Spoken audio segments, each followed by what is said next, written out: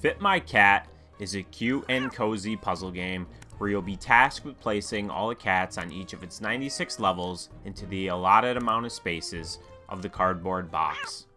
The basic concept of the puzzle designs reminded me of trying to fit all of my gear into the attache case in Resident Evil 4, which I understand is a weird reference to make for a cozy game, but that's what I was immediately reminded of while playing.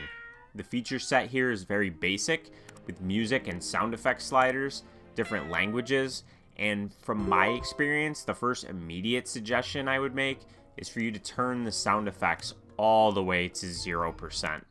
I found the constant sound of the cats meowing to be distracting and get annoying very quickly.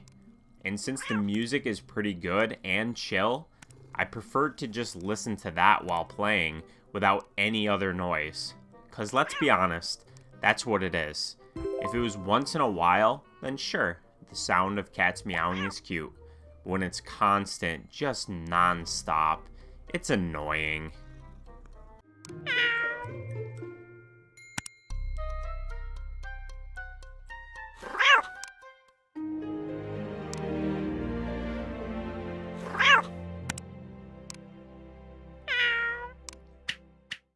The game starts off simple enough, allowing you time to get acclimated with its simple control scheme, which is always displayed on the bottom part of the screen.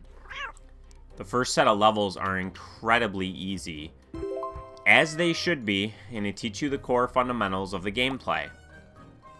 As you progress, so will the amount of obstacles in the boxes, like balls of yarn and cat houses.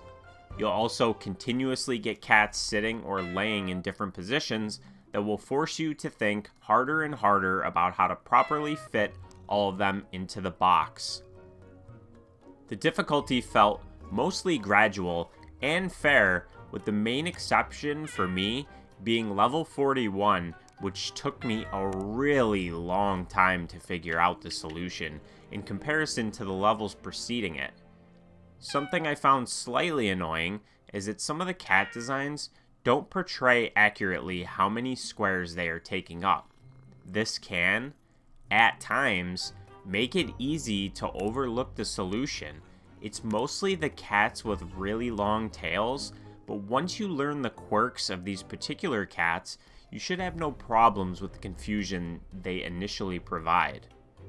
Another really big complaint I have, and this was super annoying, was how the game handles selecting the different cats to place.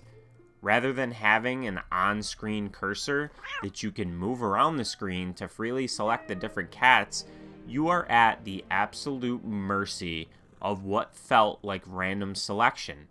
Sometimes when scrolling through the cats, I had such a hard time grabbing the cat I wanted that I had to move other cats around to finally access the one I wanted. It gets more frustrating the further you get, as there's more and more complexity to the levels and a higher total cat count. I wasted quite a bit of time scrolling through the cats trying to get the one I wanted, especially when there's one cat left to place. A good way to minimize this would have been to have a button that switches between the players scrolling through placed cats and unplaced cats.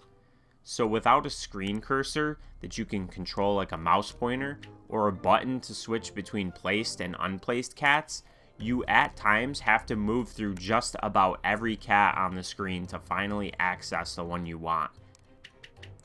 That is by far my biggest complaint, and one I think could easily be rectified with a patch to at least give the player some alternative control options that they can toggle in the settings menu to best fit their tastes.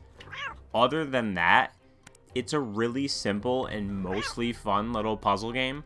I think it leaves some room for improvement, particularly in the player control aspect, and also without any sort of hint system to assist the player, you find yourself completely stumped and frustrated at your inability to solve a puzzle. You'll have no choice but to look up the solution if you want to proceed. I find having to look up solutions in puzzle games, because I'm at the point of frustration, to be really unsatisfying, as it defeats the purpose of playing. Whereas if you have the option to receive a hint, it still affords me the opportunity to solve it on my own with a little assistance.